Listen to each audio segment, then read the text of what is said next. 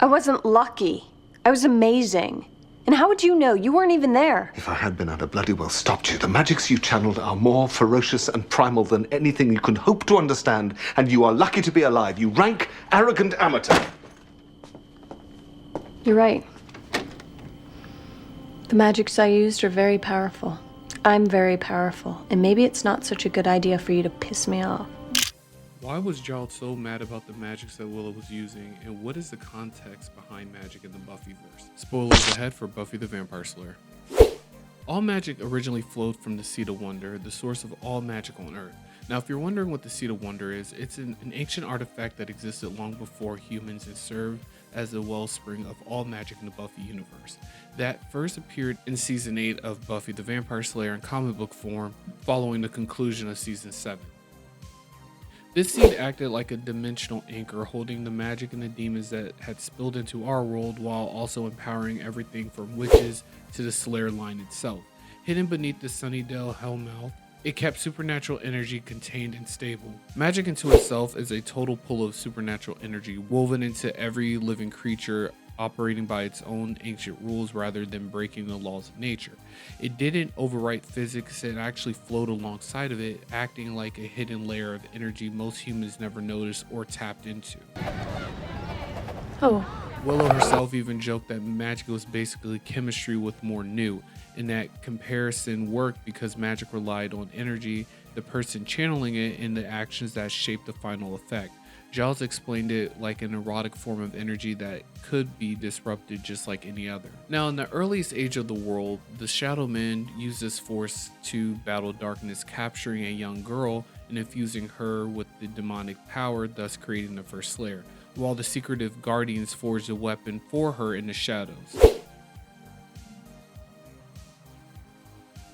Throughout the show, the magical energy depicted revealed itself as a glowing plasma-like matter, sparking and shifting whenever someone manipulated it. Using too much once drained the casters, sometimes leaving them powerless for days as their energy slowly rebuilt. Now, anyone could tap into this force, humans, demons, vampires, and even advanced cyborgs, as long as they had the means to channel it. The key was always the same: draw the power from somewhere and push it through their body. Experienced casters could even use their own inner reserves, but most witches needed outside resources like enchanted artifacts, the divine beings, and even Earth itself. The planet acted as a magical network, allowing anyone to pull from it, whether healing wounds through meditation or performing darker feats like ripping life energy from another person. Through the show, we've seen depictions that some spells surge power into the caster, like Willow's ritual of restoration, which supercharged her so intensely that Giles feared it would open a door that she couldn't close easily, hence the clip in the beginning. Extreme power-ups like this were rare, dangerous, and usually life-changing, which is why Giles feared the most from Willow. Magic can also be transferred from one being to another, either willingly or by force, often through touch, but sometimes across distances, by incredibly strong witches. Draining too much magic could weaken and kill someone, which is why witches consider stripping someone's power as cruel and mutilation. In contrast, sharing energy worked the opposite way, letting a caster boost another person or stabilize their power. Sudden bursts of energy could cause physical reaction, nausea, eye color changes, or unstable magic leaking into the environment.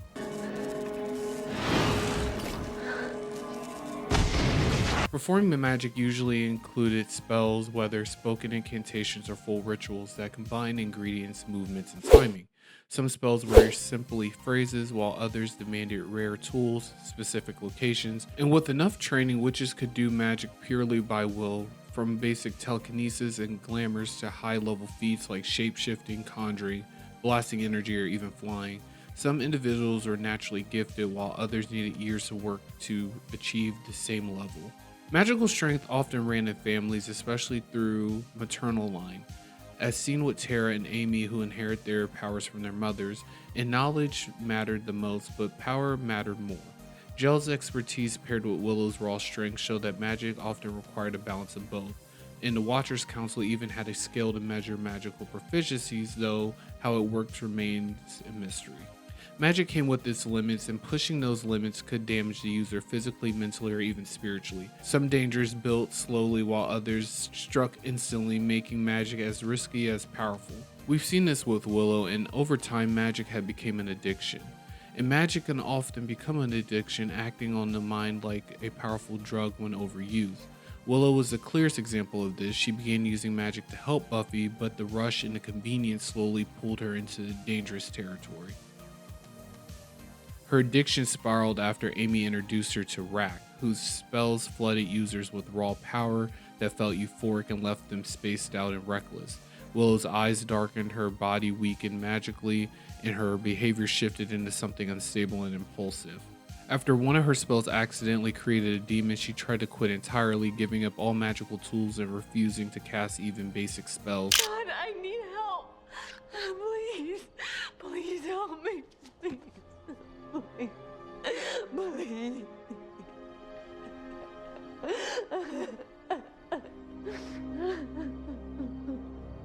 However, she struggled through her withdrawals, coping with strange compulsions and recklessness, and she eventually regained control until Tara's death shattered that progress. Grief pushed her back into black magic, absorbing enormous amount of power and unleashing violence without the usual drug-like symptoms until she drained the entire coven at once. Once stopped, she was sent to England for rehabilitation, where she relearned how to draw magic safely from Earth while battling the temptation to lose control again. That doesn't belong there.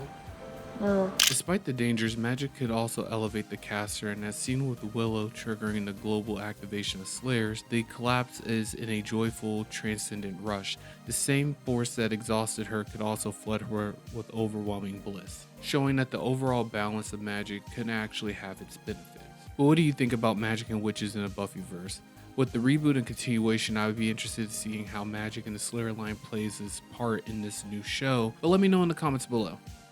Also, don't forget to like, share, and subscribe, and I've been Andy. I'll talk to you later.